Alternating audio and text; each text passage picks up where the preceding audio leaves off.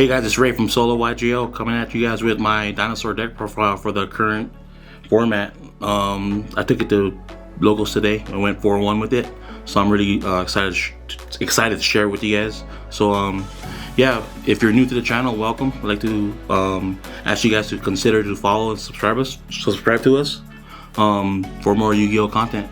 And with that, we'll get right into the card by card. Starting off with Soul Eating Oviraptor. It's your Stratos of the deck. It adds from deck and sends to graveyard from deck. This is your ultimate starter piece. You have to run it at 3. You got the collector rares. Yes, sir. Next up, we got 1 Sabersaurus, 1 Giant Rex, and 1 Miscellaneousaurus. God card. God card. You have to run it. If you're not running it in a dinosaur deck, I don't know what you're doing. Giant Rex is just a wonderful extender for the deck. When it's banished, it gets to special summon itself, so you can get into your rank 4 Xyz plays. And also, a lot of people overlook the effect where it gains 200 attack when it's special summoned from the banished for each dinosaur that's banished. So it can get big if you're in a pickle and you need to get over a big monster. That's one thing you can use. Next up, we run 3 Baby Ceratosaurus. You have to run 3 plus 2 Petite Pteranodon. I think it's correct to run a little heavier baby lineup because of the new spell card that came out in Wild Survivors. This helps you extend a lot faster, so 5 babies is correct, I believe. Next up, we got 2 Animodorn Archosaurs. I used to run this at 1, but I believe 2 is correct because you don't want to open it in your opening hand. It just hurts the combo a little bit because then you can't play around certain things like hand traps, and everybody knows that Dinosaurs has a tough time playing against hand traps. So running multiples of things kind of helps the deck a little bit. Next up, we run 2 of the new dinosaurs, Xenometeors. I run it at 2. This helps you get into your level 10 synchros or your rank 6 Xyz if you choose to play them. This is another wonderful card where you can just chain it to any destruction that happens on the field. There's a good combo line where if you want to play around hand traps, you can swing into a token if you have Lost World up and protect the token and special summon Xenometeors out, just to have get a spare body on board. So next up, we got 1 Doggeran, 1 Pankratops, and 1 Frostosaurus. I chose to run 2 of the normal monsters in my build because I like the fusion in the extra deck. Having to like revive it back from its effect to shuffle a normal and revive it to pop cards is really busted, and a lot of people look over that effect. So having 2 normal monsters is just correct in this build, I think. Pankratops is Pankratops. There's a reason why it's a 1 of. It helps go play around floodgates like skill drain, and yeah, just pop cards, pop things that you think is a problem and in your way. And then obviously this is going second build, so I mean the Doggeran. So next up, we got 2 of the boss monsters, Ultimate Conductor Tyranno. Everybody knows what he does. It's the greatest boss monster ever printed in Yu-Gi-Oh history. Fight me on it in the comments, it's fine. But you have to run it at 2. It's just important to run. It helps you just OTK and just take control of games. That card is ridiculous though. Yeah. All joking aside. Next up, the only hand trap that I run in this deck is Ash Blossom. You need the the non-dinos in the deck, just so that double evolution pill is live.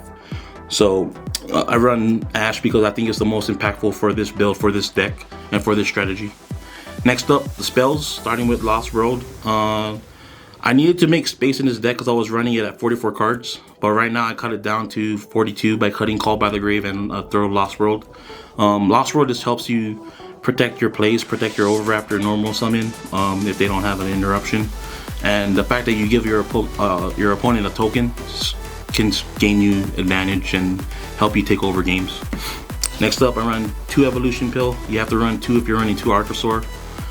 You don't mind opening it sometimes in an opening hand, but this is a broken card just to take over the game. Usually you're banishing Giant Rex off of it just to get an extra body on board. Next up, we got 3 Ground Xeno, a new card out of Wild Survivors. Lets you search for a tuner or a normal dinosaur, and it's now it's a starter because it can pop a baby from the deck or baby from the hand or field to just let you get more advantage from the deck. Next up, I run Fossil Dig at 3, obviously. The collector's rares. Sir, shout out to Collector Marketplace out in Italy. They hooked me up on release of Wild Survivors for the playsets of everything. So if you're shopping for Euro English print, hit him up. His name is Bruno Amante on all the Facebook groups. But I run Fossil Dig. It's the just a searcher for the deck. You search for a level 1 through 6 dinosaur. So this helps you bait things out. Next up, going second build, I decided to main 3 thrusts. The fact that it can get you a card that you need to like just to simplify the game state, I think it's a broken card, needs to be played, and it helps with overall consistency. And with the thrust, I run all these targets. I run 2 Dark Ruler No More, 1 Triple Tactics Talents. Yeah, nothing to say. Board Breakers, 2 Lightning Storm and Dark Hole. Dark Hole fits the dinosaur strategy with popping your own babies just to get extra body on board and start your combo plays. That's smart. So 42 card main deck. I was running at 44, but I think I found this build to be just fits my play style. So next up we got the extra deck, starting with Abyss Dweller, Dugaris, and Exiton Knight. Abyss Dweller is to shut down graveyard decks. It's good against the mirror, good against Dark World, any tier elements plays with the graveyard, and I believe there's still some tier element players splashing in the format. Unfortunately. So, yep. So I decided to play Abyss Dweller. Dugaris just for the double attack damage on Ultimate Conductor Tyranno. And then Exiton Knight, I chose him over Zeus because I think it's a little bit better because you can bait everything out and then somehow get 2 level 4 bodies on board, and it helps it with a lot of like swarm decks like Trap Tricks and the Fur Hire deck can wipe, but like it can wipe that board out pretty easily. Next up, we run the the Dragon, Xyz, the Evolzor, Dolka, Lagia, and Soda. Multis. Yes, sir. Dolka, this is your Monster Negate. Lagia, this is your Solemn Judgment on legs. And Soda, a lot of people don't run it, but I think it's great. Just stopping special summons, and it kills like decks like the Cashier deck, Sprite sometimes because they do a lot of special summoning. So a lot of times I'll choose Soda over Baron sometimes. So yeah, next up we got Gigantozauler out of Wild Survivors, Baron DeFleur, and Chenging, just another good card to go into. A lot of people don't know, but Xeno Meteors locks you into Dragon, Dinosaur, Worm, and Sea Serpent. So I have options in Chenging if I can't get into Baron right away. So Worm, that's interesting. Yeah, weird. Okay. But card design. Yeah. Can I say? Next up, we got Lynx. I run Cross Sheep, IP Masquerena, and Link Karibo. There's just options for me. I like to have options. A lot of times, dinosaur decks don't need the extra deck sometimes if you're trying to go for game. So I just put options that I think will work in certain situations. And Cross Sheep, IP, and Link Karibo are just generic enough for me to get into with all my monsters. So next up, I run Avermax, Appaloosa, and Nightmare Phoenix. Like I said, just options that I can get into. I chose Avermax because a lot of the times I'll end on Soda, rank 4 Xyz, and Link monster.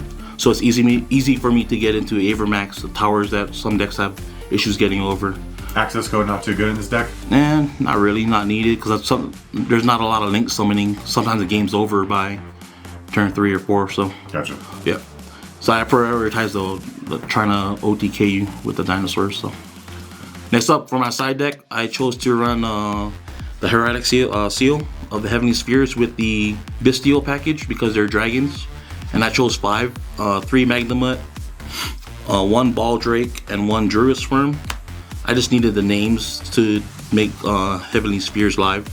They're just DD crows on legs, and there's bodies for me to like climb into things and try to break boards. And it just combats a lot of decks in the meta. So I think this was a real good meta call. Next up, I side Droll Lockbird for my hand traps.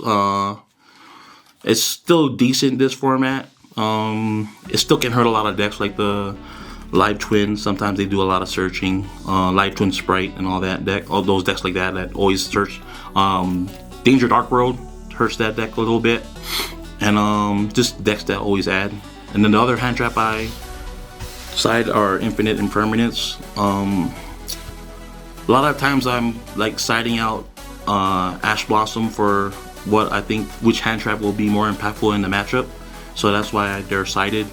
Next up I run Raigeki, Harpies, Feather Duster, and Evenly Match, just more thrust targets because I main thrust. I normally don't ever side it out because it helps break boards.